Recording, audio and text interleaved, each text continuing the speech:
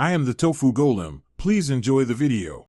You start by unlocking your iPhone and opening the Wallet app. This gets you straight into the cards and passes area you need.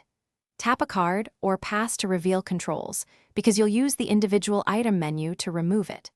If you plan to remove cards from multiple devices, make sure you have your Apple ID and passcode ready. This streamlines verification. Once done, move to the card-specific removal options to begin deletion. You'll tap the card, then the three-dot menu or info icon to access delete controls. This is where you tell Wallet to forget the payment method. Choose Remove Card or Delete Pass and confirm when prompted, since that severs the token and any device-specific data.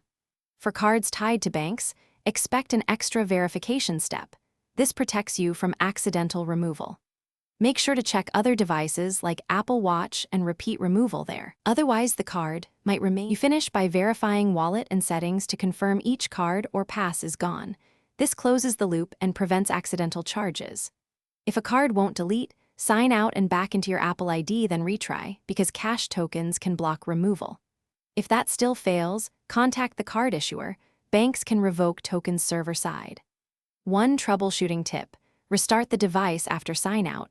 This often clears temporary locks so removals complete successfully. Thanks for watching. Consider subscribing if we helped you today.